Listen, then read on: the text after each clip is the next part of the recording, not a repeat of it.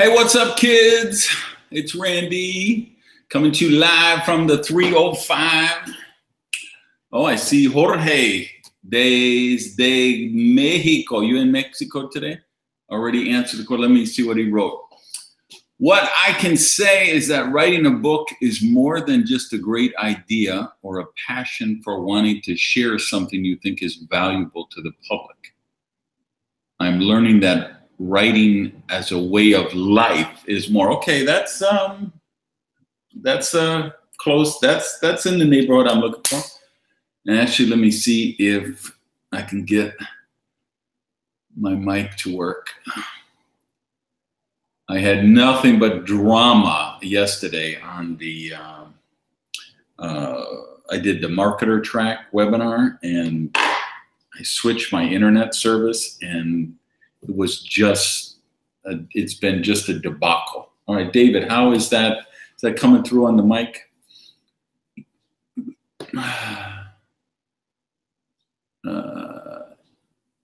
2 books in the next 75 days, Olave, all right. Hey, Jeff J. Lord, good to see you. Then just knowing or wanting, it's not about what you want to say, how you say, it's whom you say in the meaning. Yeah, that's true, George. But the, and anyway, welcome everybody. I see it's straight up 10 a.m. Eastern, so welcome. We have a couple fresh faces on here you'll see today because we have some people who are coming to the tribal event next month, of course, and their membership in the coaching, they get a membership in the coaching program that you guys have. And it would start next month, but I actually invited them to be on today and join the group early because I wanted them to see this, because writing is such an important part of the process of what we do. And it allows me to talk about it today instead of at the tribal event. And why that's so important is because I just have so much stuff that I want us to get through. For those of you who are coming to the tribal event or going to watch it on the webcast, I mean, it's easy 12, 15, I don't know how many hours a day. There's just so much stuff. And writing is a big part of that. I actually want to do a segment at the event on how to create a bestseller campaign.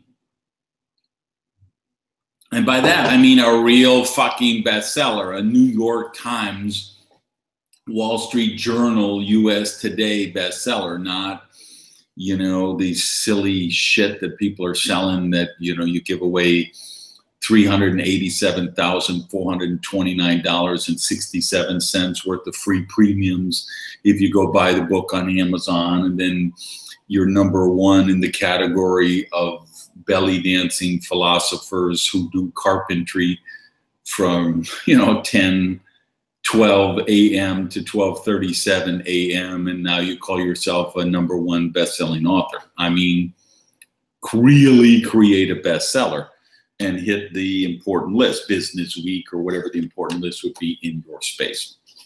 So welcome. Anyone else want to say hi? Just check in. Let me know where you're watching from. I got Jorge in Mexico. J. Lord is in the balmy Chicago area, I'm expecting. Oh, good. That's a notice that my overnight delivery that I have ordered some new dongles and some Ethernet cable. That's why I'm so close to the computer. I actually have, I can't use my Anne Marie. Hey, good to see you. Anna Maria Roque. It's just a, anyway, I had all these technical problems, so I'm having to try new Ethernet cables, new dongles, everything. So California, Slovenia. Oh yeah, Anna Maria from Ljubljana. Good to see you. All right, so let me share something with you before we get into it. Something really important. Introduction. The last few decades have belonged to a certain kind of person with a certain kind of mind. Computer programmers who could crank code, lawyers who could craft contracts, MBAs who could crunch numbers. But the keys to the kingdom are changing hands. The future belongs to a very different kind of person with a very different kind of mind. Creators and empathizers, pattern recognizers, and meaning makers. These people, artists, inventors, designers, storytellers, caregivers, counselors, big picture thinkers, will now reap society's richest rewards and share its greatest joys. Hey, CM, South Florida, good to see you. If you're wondering what I'm reading, this is what I'm reading from. This book describes a seismic, though as yet undetected, shift now underway in much of the advanced world. We are moving from an economy and, sorry, I'm checking the screen because it's like a 10-second delay and I want to make sure you're seeing it. Moving from an economy and a society built on the logical, linear, computer-like capabilities of the information age to an economy and society built on the inventive, empathic, big picture capabilities of what's rising in its place, the conceptual age. A Whole New Mind, that's the name of the book, is for anyone who wants to survive and thrive in this emerging world. People uneasy in their careers or dissatisfied with their lives. Entrepreneurs and business leaders eager to stay ahead of the next wave. Parents who want to equip their children for the future. And the legions of emotionally astute and creatively adroit people whose distinctive abilities the information age has overlooked and undervalued. And then there is, next paragraph is about a change in magnitude and how complex that is. Next paragraph begins, as it happens, there's something that encapsulates the change I'm describing, and it's right inside your head, going into the thought process. Next paragraph. A few words about the organization of this book. And then the next paragraph is about that. And then the final paragraph says, so the one was about the first section of the book. The next paragraph was about part 2 of the book. And then here's the last paragraph of the introduction. In the course of the 9 chapters of this book, we'll cover a lot of ground. We'll visit a laughter club in Bombay, tour an inner city American high school devoted to design, and learn how to detect an insincere smile anywhere in the world. But we need to start our journey in the brain itself to learn how it works before we learn how to work it. So the place to begin is the National Institute of Health in Bethesda, Maryland, where I'm strapped down, flat on my back, and stuffed inside a garage-sized machine that is pulsing electromagnetic waves through my skull. Now, why am I sharing you that introduction? I'm sharing it with you because I think it's the best introduction that's ever been written on a book, in a book, since Gutenberg invented the printing press. I want you to think about how boring and tedious and terminal most book introductions are. Here's why I wrote this book. Here's how I structured the book. Here's how you're supposed to read the book according to the way I structured the book. Horrible. So he starts you know, this is a book that grabs you by the throat and teases you into the copy. So listen, computer programmers who could crank code, lawyers who could craft contracts, MBAs who could crunch numbers. Look at the vivid brilliance with which he's describing these things. They don't write contracts, they craft contracts, right? He intrigues you. He's not talking about the book or why he wrote the book or how he wrote the book or how the book is structured. He's doing what I call in copywriting an intrigue opening. He's intriguing us into it. And then he does do what sometimes we need to do in the introduction, which is explain about different parts of the book and how it's structured, because that's relevant to the reader. But he does it in such a fascinating way. And then the ending of the introduction, you know, so before we start our journey in the brain itself, you know, we need to learn how it works. We got to learn how to work it. So the place to begin is the National Institute of Health, where I'm strapped down, flat on my back, stuffed inside a garage-sized machine that is pulsing electromagnetic waves through my skull.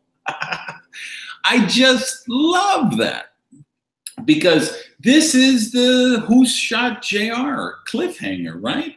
It's intriguing us enough that we're like, okay, what is in that that next, let me turn this off so we don't get those bells. You know, what is in that next chapter? I've got to see it.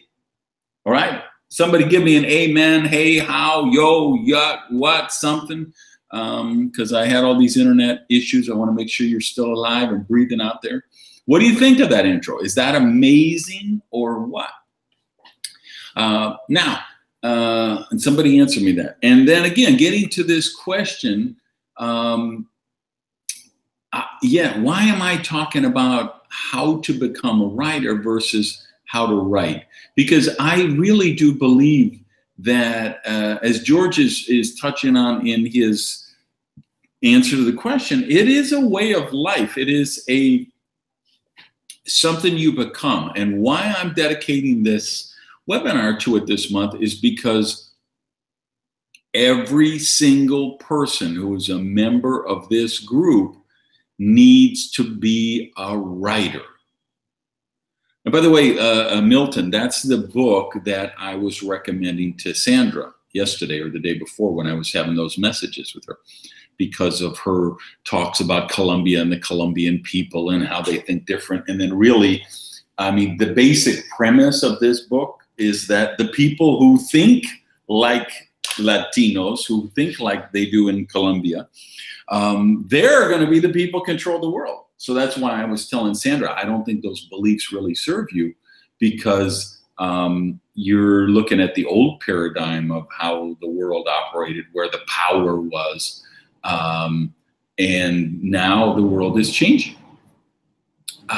So all of us need to be writers. Now, for most of us, if you're a professional speaker,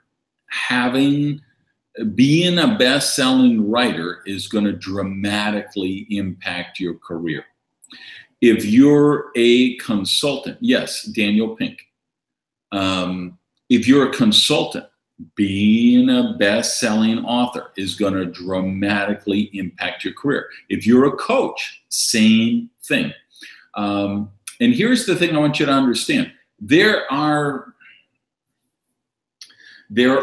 speakers who write and writers who speak. Let me say that again. Speakers who write versus writers who speak. Now, in my case, I'm a writer who speaks. In my essence, in my core, I am a writer. I'm happiest when I'm locked away in my lonely writer's garret, hunched over my MacBook Pro, pounding out my next book. I love being on the platform. I love connecting with the audience, but I only do that because I'm sharing the work of my books. I'm a very introverted, private, cloistered person with my routines, and I just want to be in my writer's garret all the time. So now I have learned how to be amazing on the platform, right? I've done really well. I get a big number to do speeches. I'm in the Speakers Hall of Fame. I'm in demand. I've done a good job creating my business as a professional speaker, but I still approach it as a writer who speaks. Now, there are speakers who write. Or consultants who write, who say, well, every 5 years I should put out a book because that gets me publicity in the space and it gives me credibility and it's something fresh that my clients are going to want to book me for. That's not me. I'm the other way around. The passion to me is I got to write. So here's the thing. You got to decide, are you a consultant who writes, a writer who consults, a speaker who writes, a writer who speaks, a coach who speaks, a coach who writes? Think about that. What is your primary essence? But then the thing and the point of this month is everybody's got to be, every influencer. If you want to be an influencer, if you want to co-create the universe, you've got to be a persuasive writer. Now, that doesn't mean you have to write books, but you heard Milton is writing 2 books. Jeffrey, I know, is writing a book. Chris is writing a book. Chris isn't on us live, by the way.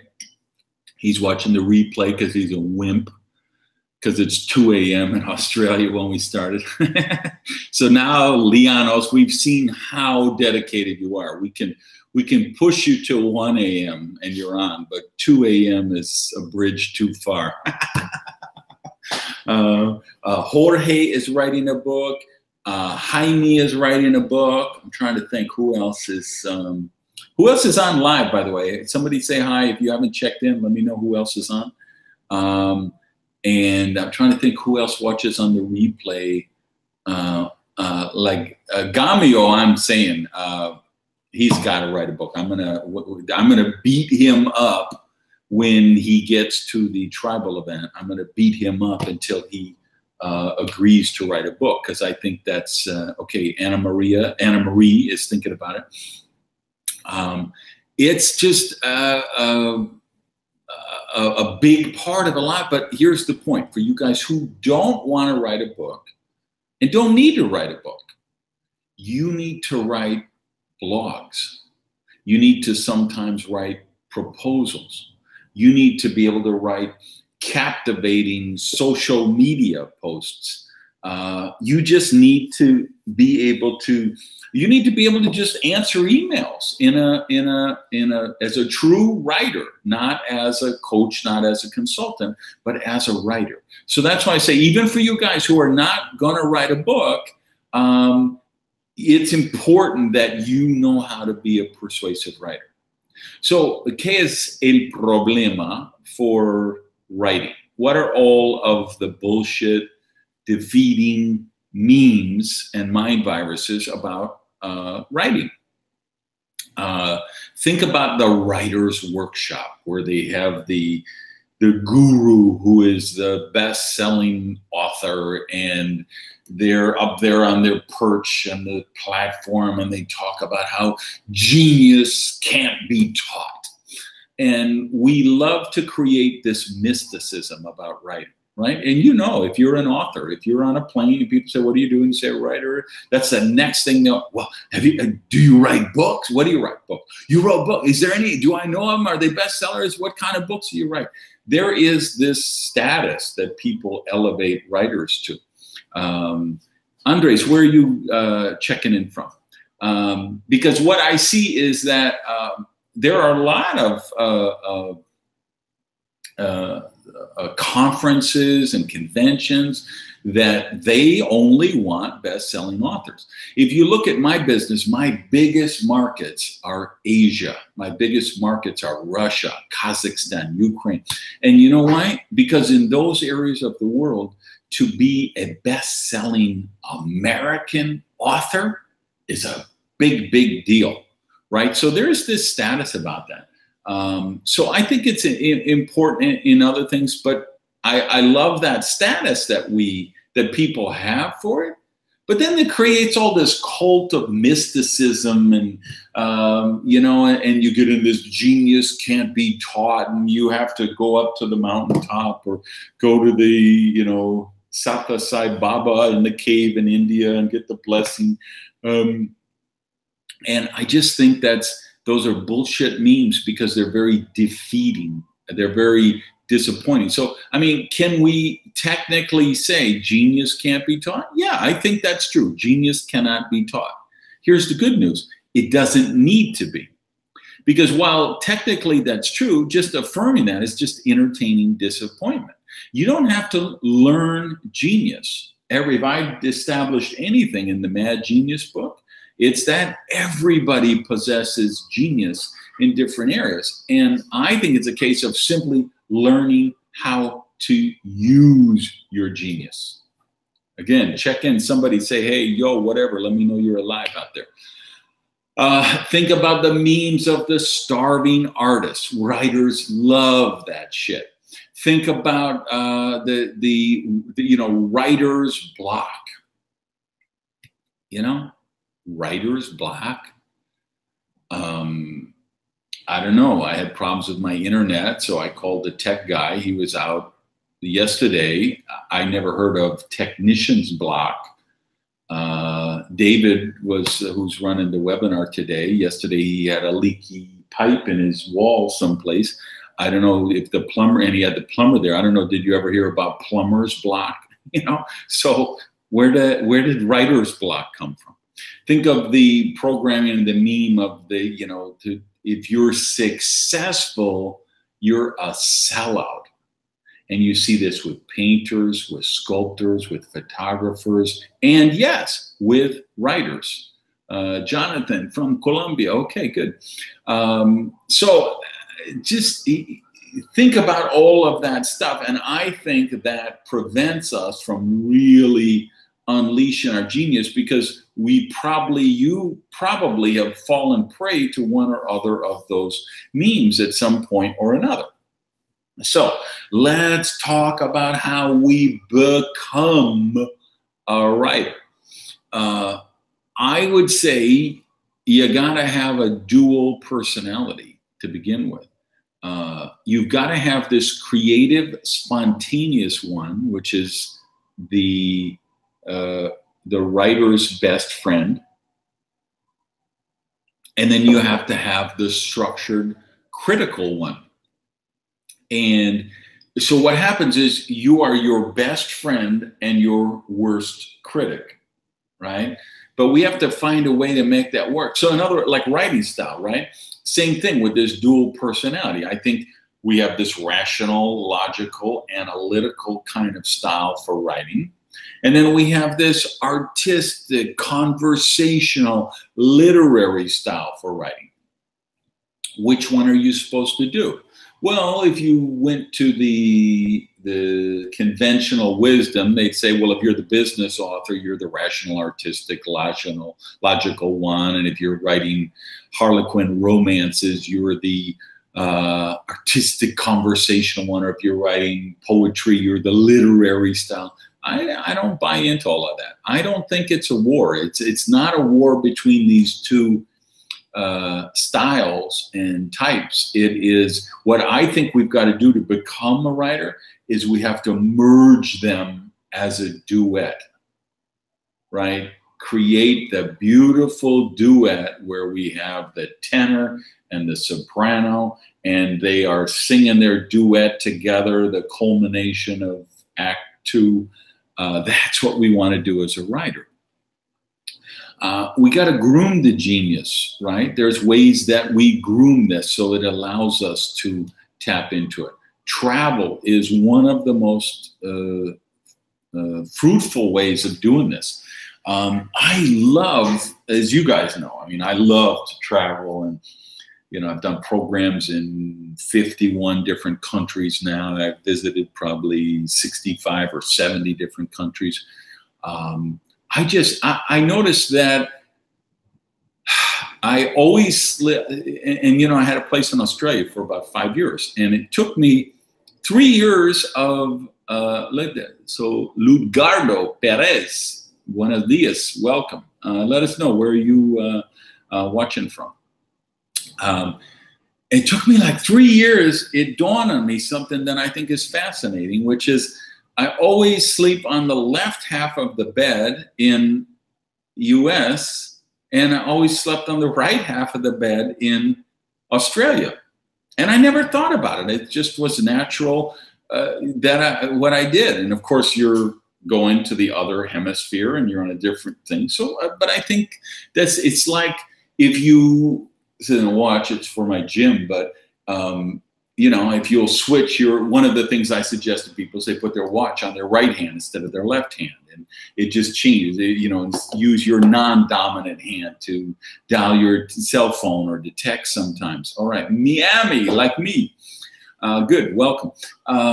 So you just do these things. And what science has proven is that you have neural pathways in your brain. And we have like 60,000 thoughts a day, and unfortunately, like 58,000 of them are the same thoughts day after day. Oh, I need to brush my teeth. Oh, take the cap off the toothpaste, put the toothpaste on, do my thing. And those thoughts that we have every day create a neural path. They create ruts in your brain, which is the pathway that these thoughts take. And when you put the watch on your right hand and you look at first you go here because you've been doing this for 35 years and there's no watch there. Oh, so you do that. Well, what does that do? That creates a different neural pathway. Think about if you're a gringo from here and you go to London. So all of a sudden you see this big red bus and it's driving on the wrong side of the road. Or West Linden from London, right?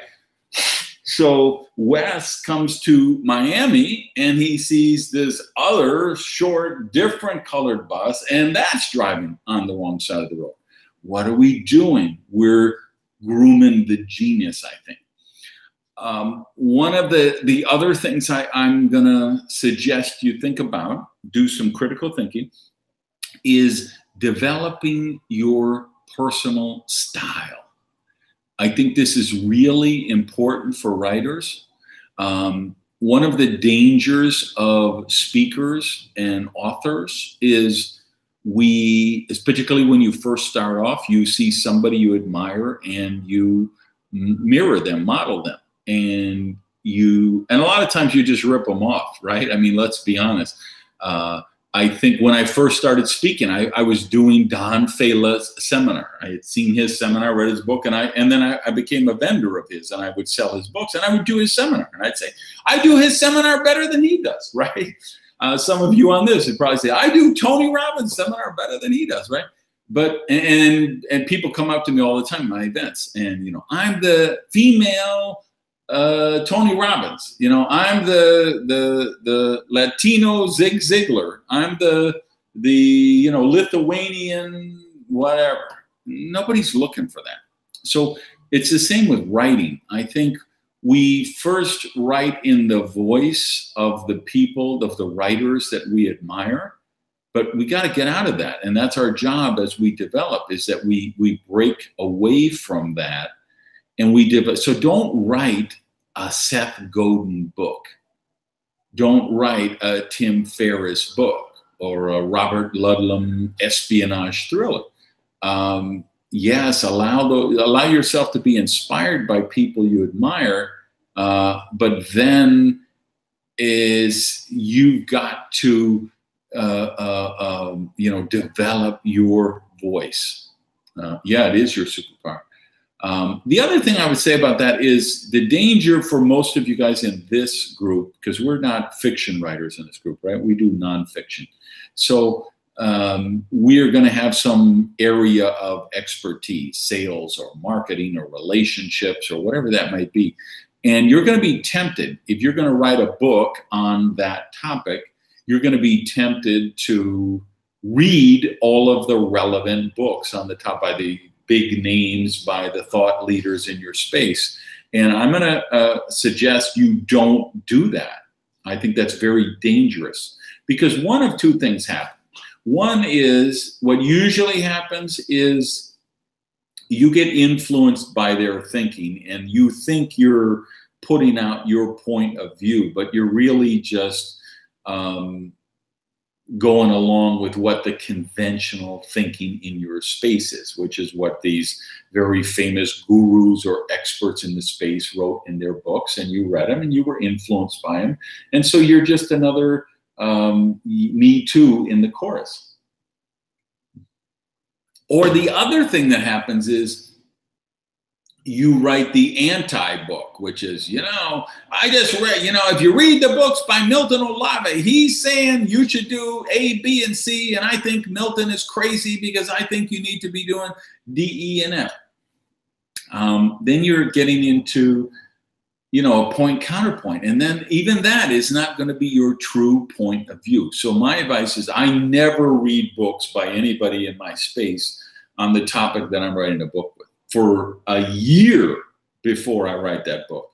I don't want to know what anyone in my space is doing. I want to write my book, my point of view. And then after that, I want to read everybody else's and do that like some point in the editing process after I've written my first draft and now I'm kind of letting it percolate. Now I might read what Brendan Burchard is saying on that topic and see, do I agree with him, disagree with him? Is there anything that shakes up my thinking that, or I think I need to clarify better or expand better or respond to in my book? And have a point of view. I just can't, and Peter, I don't see you on live. I hope you watch the replay. Remember, we've talked about this at some of the mastermind events that we've done together. It's really important to have that strong, powerful voice, to take a stand, to say things that not everybody's going to like. If you're writing the book that everybody agrees to, why are you writing the book? It's like I do a seminar and somebody comes up and shakes my hand afterward and says, oh, I just want to tell you, I agree with everything you said today. And they're trying to give me a compliment.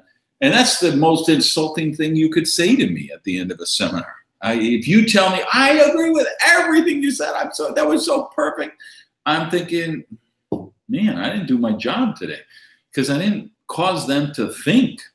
I didn't cause them to think differently. My job, if I'm going to go do a program on a stage in front of people, my job is to cause them to think about things in a way they have never thought about them before. It's the same with books. If you're writing a book that reinforces, it's like the echo chambers of the, the Trump supporters who are watching Fox and the Hillary supporters who are watching MSNBC. They're just getting in the echo chamber and getting the confirmation bias that they already have. They're getting that massage. Oh, really? I didn't know. I haven't seen that movie, The Shape of Water. I don't even know what it's about, but man, it's just got a lot of buzz right now. So I do want to see that. Next thing I would say is create a supportive mastermind circle. And by mastermind circle, I'm going to say at least people who are influencers. And this group can certainly help you with that. You get to connect with each other on this. So, you're in the group. So the only person I think is doing a great job with this is Chris Lianos. He's always, when he's working on his book proposal or his seminar or his website, he comes to the group here and posts in the group, the Facebook group I'm talking about, and gets the feedback. I suggest you do that. And then I think if you can create a physical one of people you meet with a couple of times a year, I think that's really important. So at least influencers, and you may want to think about doing it with just writers. Next step of becoming a writer, and this is a big part, is train your mind to write at will. I spent the first 3 years deceiving myself that I was a writer. And why I say that is because I had this belief that I could only write when the creative energy came to me. So I went to Hawaii and said, okay, I'm going to go to Hawaii and write my first book, and I'm just going to stay there until I'm done. So I went there. I spent like 3 weeks, and I had 2 chapters done. And then I came back and said, well, at least I got 2 chapters done, and now I just write 1 a week for the next 8 weeks. I'll be done. No, it took another 2 years to finish the book. And the only reason I finished the book is because then I went down to Key West and I wrote the book in a week, because I had evolved to the point where I had trained myself to write at will. So first, well, how do you do that? There's some things. First, I think you find your conditions of excellence, right? For me, I like creative stimulation. Remember when I got on and I said, for you guys in the Facebook group, the people who didn't join, I got on about 2 weeks ago. And I said, you've got to read this Fire and Fury book by Michael Wolff. And it had nothing to do with the politics of it, because, it was the way he writes. He really is a brilliant writer. That's why I wanted to read the introduction of this book to you guys. Pink really is a brilliant writer. So when I'm exposed to, my friend, who I think is the greatest living American writer, which is Stephen Pressfield. Just reading his books, every time I'm going to write a new book, what I do is I reread The War of Art by Stephen, because that just creates the conditions of excellence. I'm a Cirque du Soleil junkie. I've seen there's a new show that started like 3 weeks ago and another one like 2 months ago. Those are the only 2 Cirque shows I haven't seen yet. Since they've formed, I think they've had 31 shows, and I've seen 29 of them. And some of them, like I've seen literally more than 20 or 25 times. Ms. Steer, I've seen more than 20 times. Ka, I've seen 8 or 10 times. Because the music, the lights, the costume, the energy, the creative genius of them stimulates my creative genius. So think about what that is for you. What is the particular music that does it? Other thing, I think you have to do it on schedule. Biggest breakthroughs that I've helped people through when I think of influencers, my friend Danny, who I won't say his last name and embarrass him, but the biggest breakthrough for him was I said, Danny, you need to write every day. And he said, I'm busy, I'm doing that. No, Danny, you need to write every day. And when he started, so he started a blog and he started writing every day. And I think that was a huge breakthrough for him. And I think that's true for everyone here. You need to write every day. And then you need to do by pre-arrangements. So you got to say, okay, I'm going to write, and that's usually mornings, right? The best time to write is in the mornings because your mind is free, fresh, you get down, you get in that flow, boom, boom, boom. But then start scheduling it. Say, okay, I'm going to write today at 3 p.m. for 20 minutes or 30 minutes. And you schedule it, right? And that is training your mind that you can write at will. When I sit down at my computer, I open a Word document and I start writing.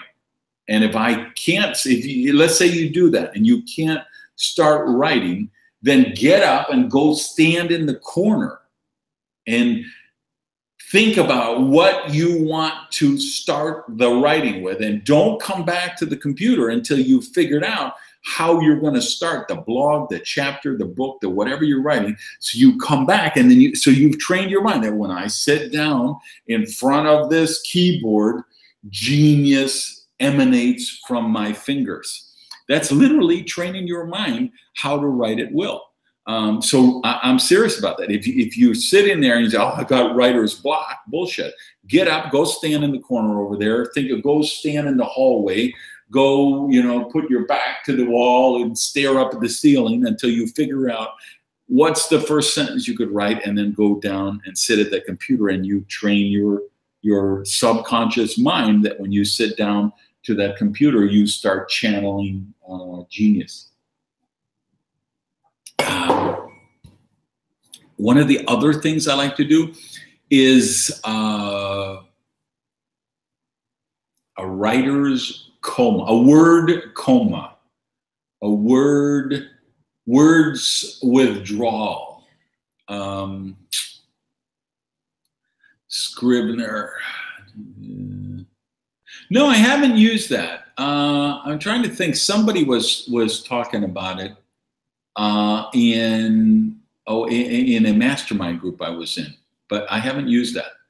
I'm very old school with that stuff. Like when I'm starting a book, I use the Dan Pointer system. I have a binder, a literal 3-ring binder, and I have a folder for each chapter, and then I just put stuff in folders and then when I go to that chapter, I look at the stuff in the folder and I write it.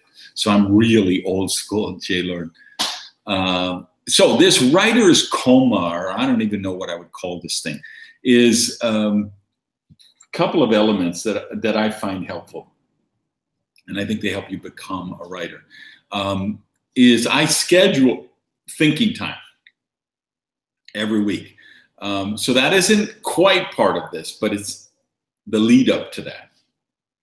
Meaning, one of the great creative energy things I do is I literally put in my planner, and when I say old school, I have a written paper planner. I don't do it on my phone. I schedule a block of time, usually 45 minutes, that's just for thinking.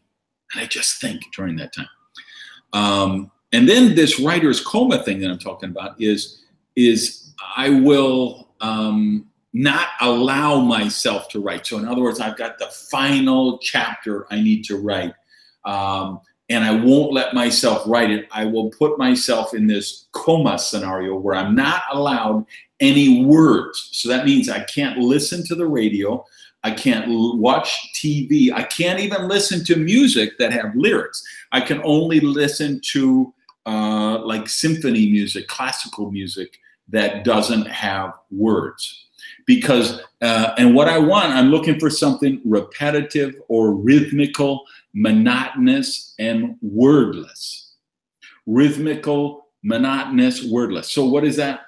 Whittling wood, gardening. A lot of writers, women I know, knit.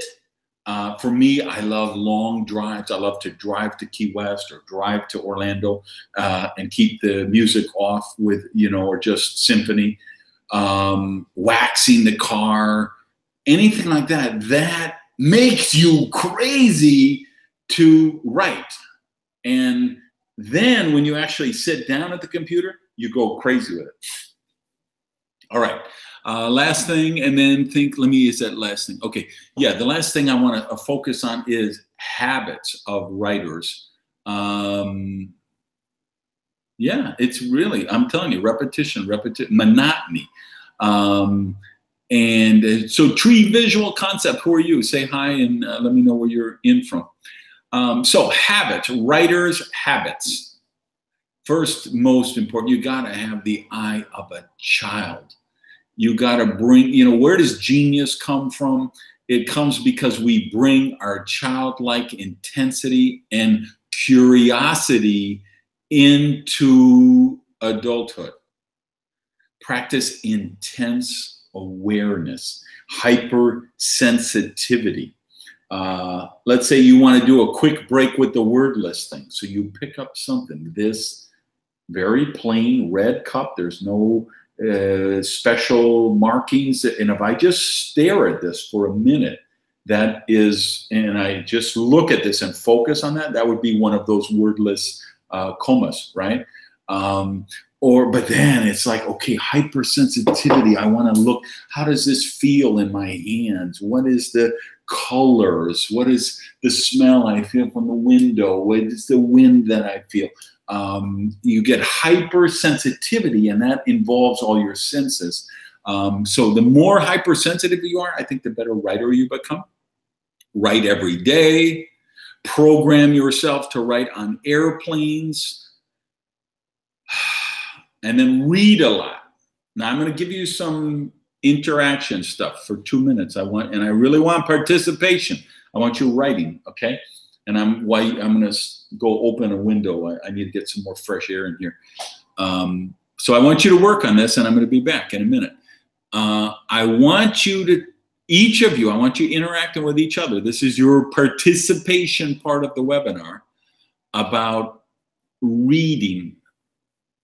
So here would be the habits, I would say, for writers. They read a lot, read with humility, read as a writer, and read to correct your weaknesses. Like too dry, you're too emotional, whatever. Please, here's your part. I want you to talk about this with each other. What is this, what I just wrote there, what does that mean to you? How do you do that as a writer? And let me open the windows, and I'm going to be right back.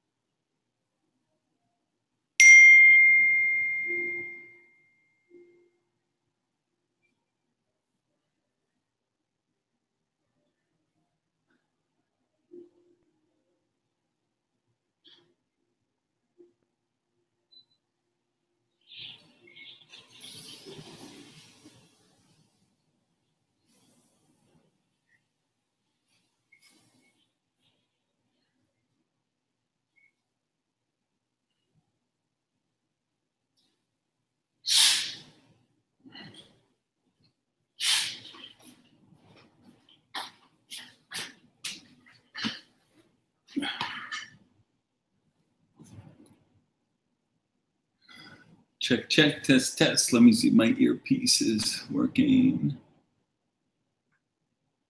Yeah, okay. All right, so admire their efforts. That takes a lot of focus. Okay. 2 books, The Creative Habits and Perennial Seller. Yeah, George, what is that? I wanted to do a recommended resource at the end, and I was trying to think of what's the name of that choreographer that wrote The Creative Habit, because I have that book in San Diego, and I wanted to put the end, and it's driving me nuts what her name is. I love her as a choreographer. I can't believe her name slipped me.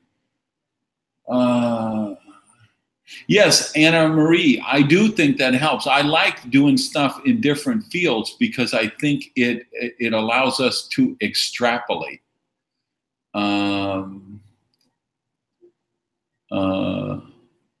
I don't know if audiobooks gives you the same benefit.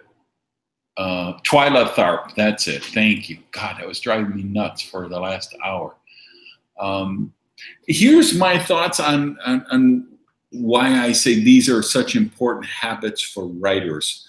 I think where they can really help you is, even then, bad books are fun, right? So you're reading the book, but that's an atrocious book that normally you would just throw it away after the first chapter.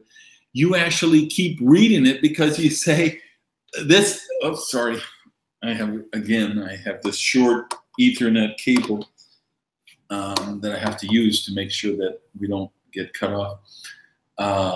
You know, you're writing and I do the same thing even when I'm watching TV. I can't help myself. There's so many shows with just horrible, horrific writing or dialogue or whatever, and I'm like, I gotta keep watching this because this is so bad. What are the lessons from me, for me on that? And the same way, I think you read to correct your weaknesses. So if you have come to the belief that you're still developing as a writer and you're too dry, then read people who are really good that aren't dry. And same thing, maybe you're too emotional or you're too complex, too detailed, right?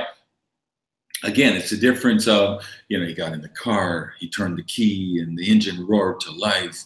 He backed up out of the driveway, turned left, went on Elm Street, you know, drove up the block. There was the entrance to the turnpike. He got on the turnpike, and then he noticed the Bugatti next to him with the submachine gun pointed out the window. If we just started that with, as he pulled on the turnpike, he saw a Bugatti approaching at 100 miles an hour. And by the time he noticed the submachine gun pointing out the window, it was too late, ... Right? There's a way we can give too little information. We can give too much information. There's a sweet spot in the middle. So if you find you're going too far in one way or too far in the other way, then read to become better, right? Read to correct your weaknesses. And then I mentioned people like Pressfield, and Jorge's talking about Pressfield and the McKee blog. You want to read authors that inspire you, but oh, Jedi Jonak has joined us. Are you finally checking in?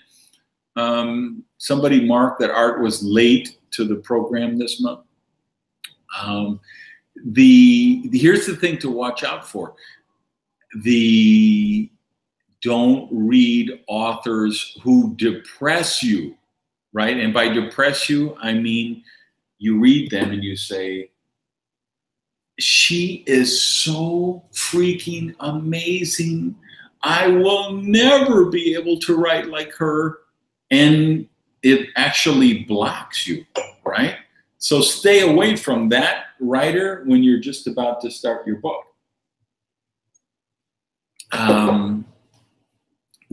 Retreats, some kind of writing retreats. And of course, the tribal event is going to be amazing for you guys. Journaling is a really important habit for writers, I think.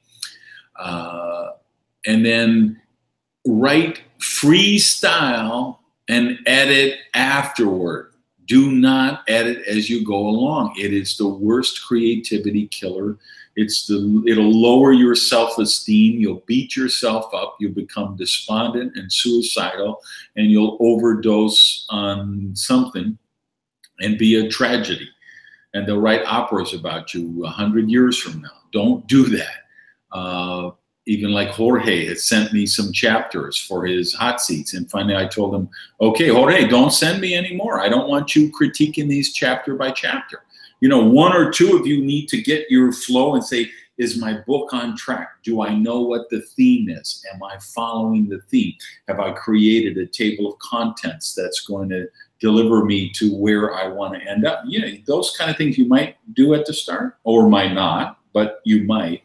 But that's it then. Once you get into it, you just got to write to the end of the project and then come back and do the editing after the fact.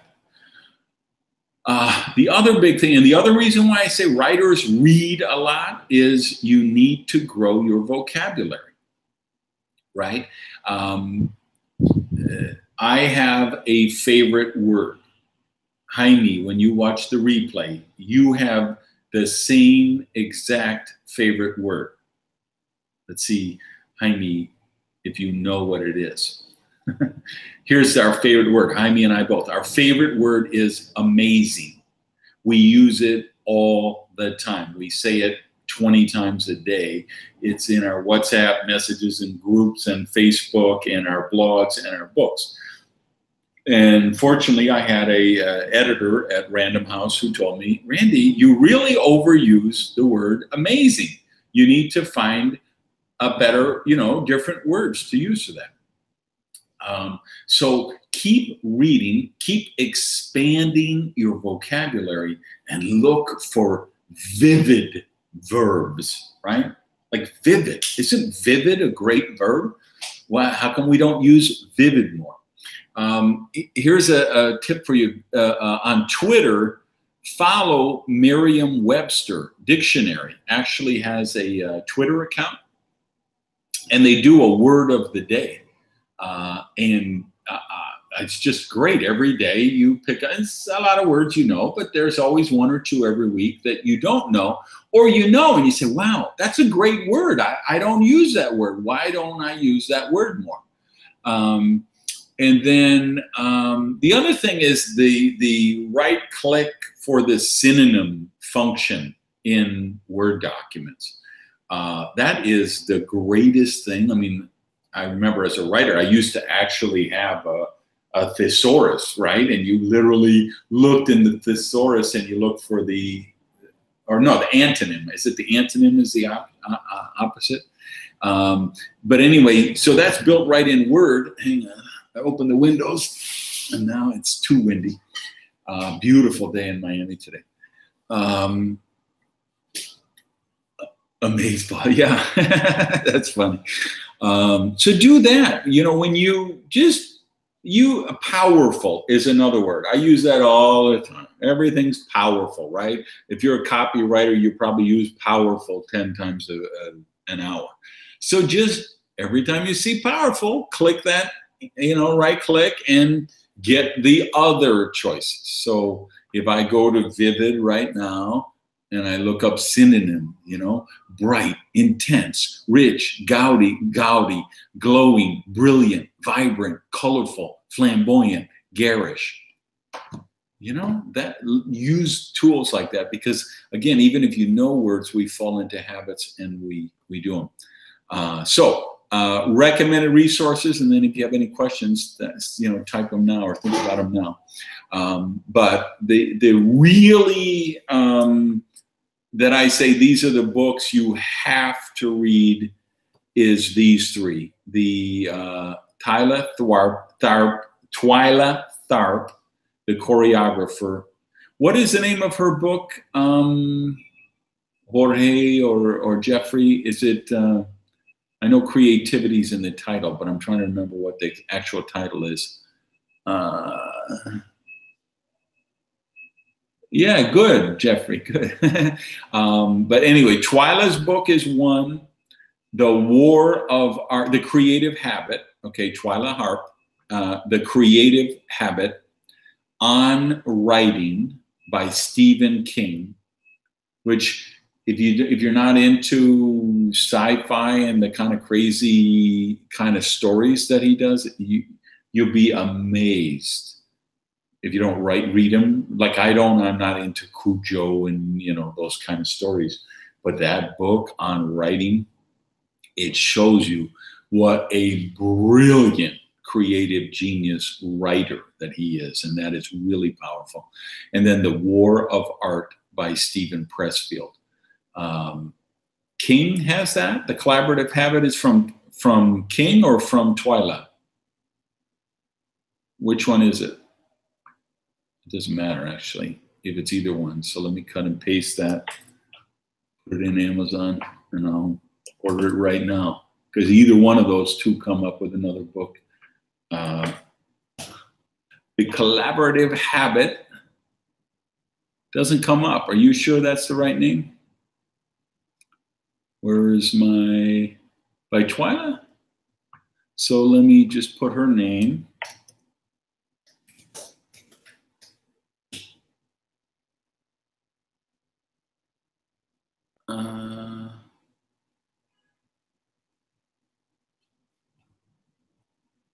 I'm not getting it.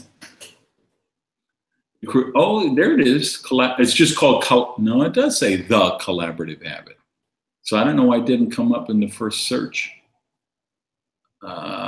So let me put, is that not San Diego? I want it in Miami. All right. So yeah, anything by, because that other book was just brilliant. And then The War of Art, and Stephen Pressfield has some other ones for authors, but that one right there, that is just, you know, it's, you'll never find a better book for writers. So any other thoughts? You misspelled collaborative. Yeah. Any other thoughts, questions, comments? All right. I'm gonna write it so my notes are up to speed.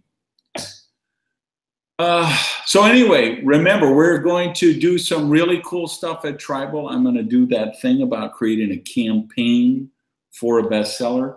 And I'm going to talk about how you structure, or I might do even the, maybe it's just the webinar next month or the brief next month, how you structure a book, how you set it up, create the table of contents, figuring out what the theme is for your book, and then how we use the techniques of fiction in nonfiction, like the three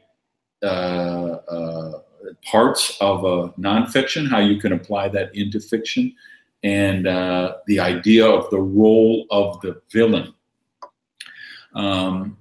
I get, yeah, into a book art. Yeah, your idea about blogging your way into a book, I think basically that's what Seth Godin has done for 10 of his last books. When I did the Risky book, I probably incorporated 10 or 15 of my blogs about that. When I did the Mad Genius book, as I did some of that. So I do believe that. I think it really, you write the blog and then you turn a blog into a chapter. To me, Jeffrey, I think it's physical books. I think they're, ebooks, if you're reading it on a tablet, I think that's the same experience of reading it in a book. I don't like to, I've literally bought 3 different Kindles, and all 3 are sitting in what I call my tech shelf, which is the shelf with all the shit I don't use anymore, with dead batteries, because I want to carry books on planes with me. But I don't think you get the same experience with audiobooks. I think as a writer, it's really important about, the experience of reading a book and seeing in the print how that does. So Tribal, Milton, it's not just for writers. Tribal is for influencers, authors, speakers, coaches, consultants, political leaders. If you run a nonprofit, there's a lady runs a nonprofit that's talking about coming. I don't know if she's going to pull the trigger or not. But people who need to have a bigger impact. So it will help you in all those ways. And what I will be encouraging you at the event is to become multidiscipline.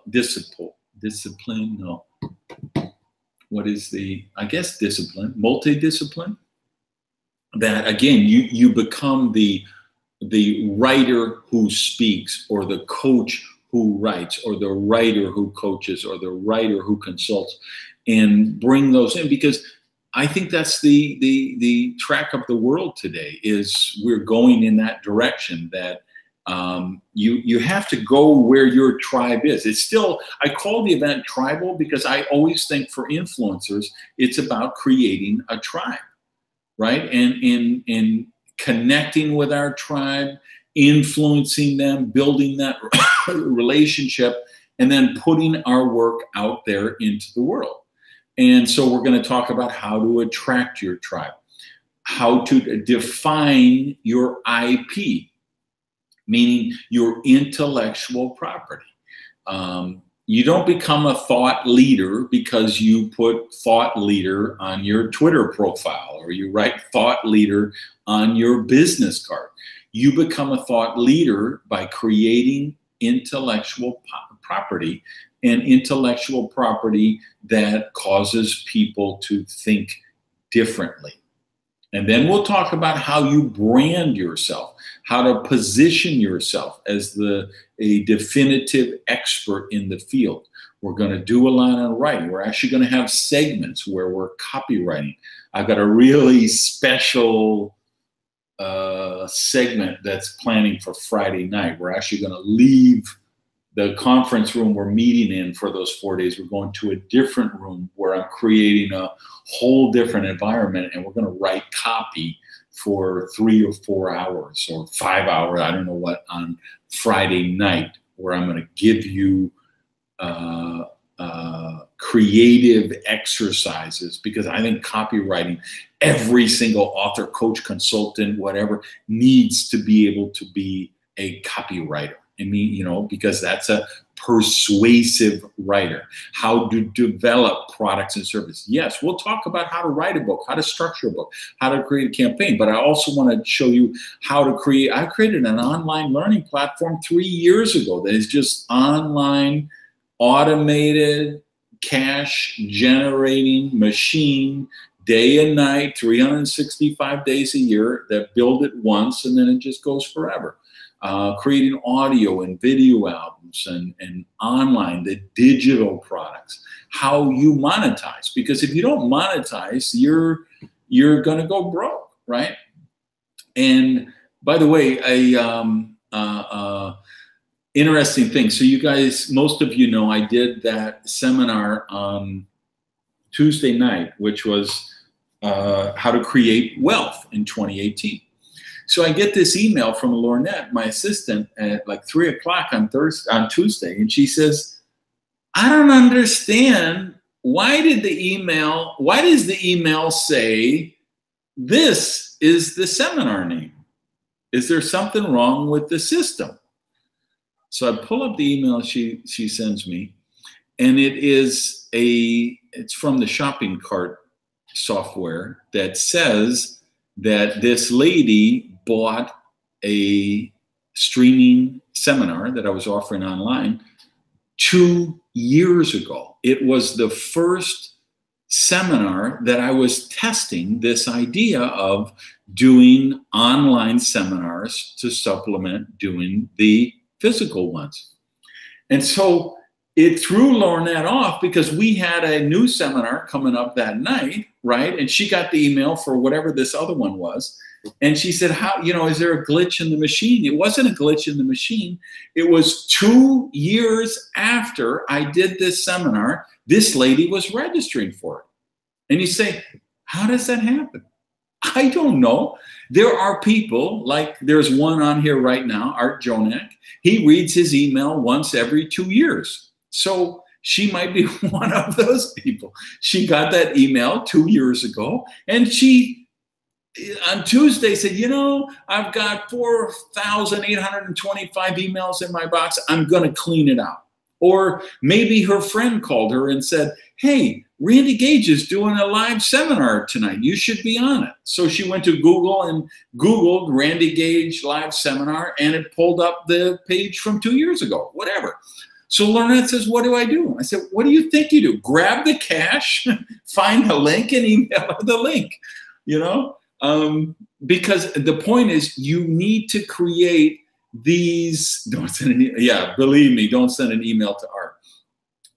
You need to create products that continually produce income for you. You've got to have books, booklets, audios, videos, special reports, multimedia, white papers, digital products, online learning platforms that produce money all the time.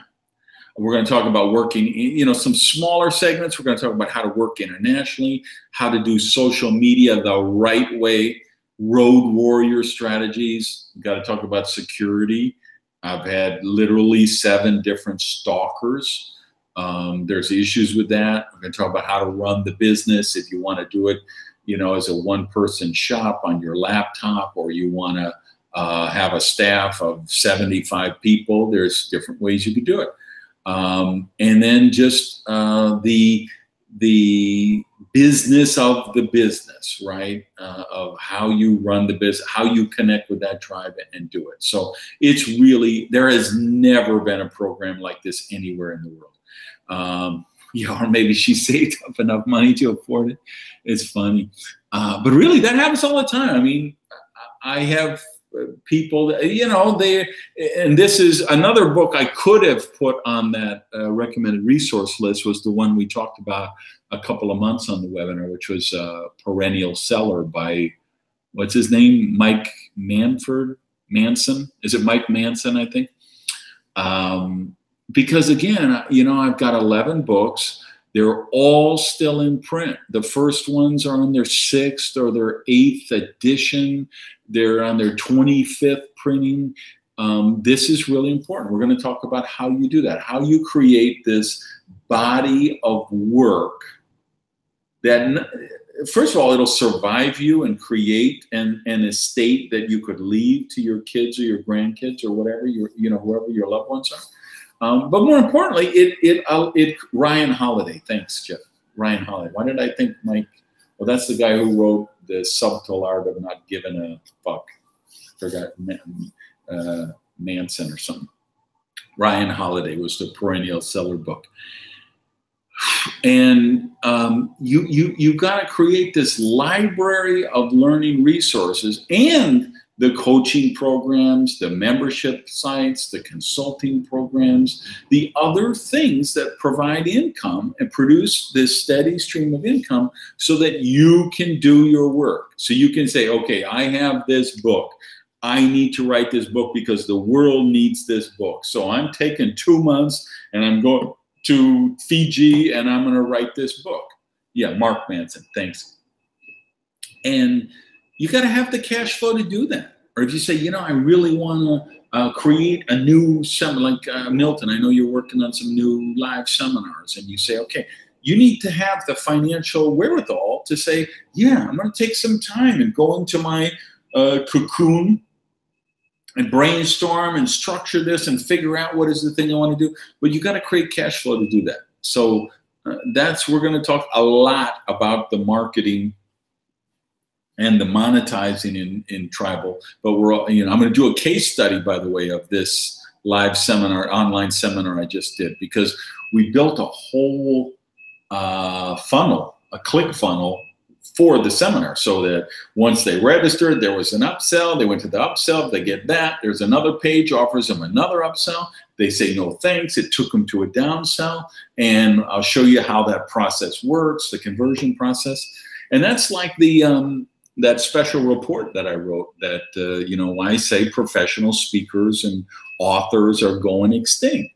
Because when Brendon Burchard or Gary Vee write a book, they don't hope that it's going to hit the New York Times bestseller list. And I don't either. I have my campaign in place, so I know that book is going to debut on the New York Times bestseller list. Why? Because it's going to get me attraction. It's going to get me media. It's going to get me exposure that's going to cause other people to buy the book and keep it going. These internet marketers like Frank Kern and Tai Lopez, they have this down to such a science. So you see, that's a free webinar, and you go and you watch that, and they got a Facebook pixel on the page. And so what they've identified exactly the target market of who buys that product, right? And I might have my guy there. He might be at Tribal. I might bring him, and he'll explain the process. If he can't be there, I'll bring a map and I'll show you. And so then you create the group of people who are exactly match that description of who buys your product, and then you run Facebook ads to them, and you put them into this funnel campaign. I mean, it's like crazy. So this is how it is. And if you're sitting around saying, well, I need to set up a Facebook page, so I'm going to ask my 16-year-old niece how to do it, you are so far behind, you're going to be roadkill on the highway. And if you say, well, I don't want to be a marketer, I just want to be on the platform and speak, or I don't want to promote my books, I just want to write them and let the publisher sell them, you're going to be roadkill. You're going to go extinct. If you're an author, you need to promote your books, okay? You've got to be on social media. You've got to have a tribe, and you've got to have a platform to connect with that tribe, to sell your work, to monetize your work, or you're not going to be able to continue your work. That's it, plain and simple. All right. Let me make sure there was no other questions. So I don't know, Art, should I read the Scott Adams book? Because I stopped reading his stuff because I don't like him. He doesn't seem like a nice guy. And I love Dilbert. Dilbert is the most brilliant comic strip that's ever been done. But I was just reading his blog on, all the way through the campaign, and I just decided I don't even like him. Yes,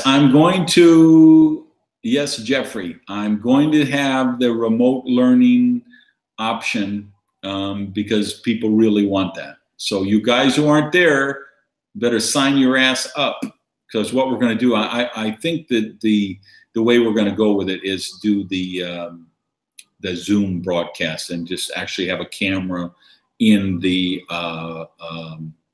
seminar room, and it'll turn on me or the audience, so that people who are on the remote learning can watch it live as go along. And then they can actually raise their hand if they have a question, and the guy I've got monitoring it can let me know, and we can integrate him into the. Okay, thanks, Art. Yeah, give him the title, Art. It's something about Bigley, something Bigley. And that's it. That's all I got for now. Thank you guys for being on. Win Bigley. That's it. Next month is Tribal. I want to see you guys there. If you haven't registered, get registered, live or remote. It's going to be the event of your career. I promise it. Now, do your homework. Think about what we talked about here. How to read to grow yourself. How to read like a writer. Increase your vocabulary, write every day. Really, it doesn't matter, even if you don't want to write books, it's really important that you become a persuasive writer, because if you want to make a dent in the universe today, you need to be a persuasive writer. All right, guys, thanks for being on. Have an amazing weekend, everybody. Peace.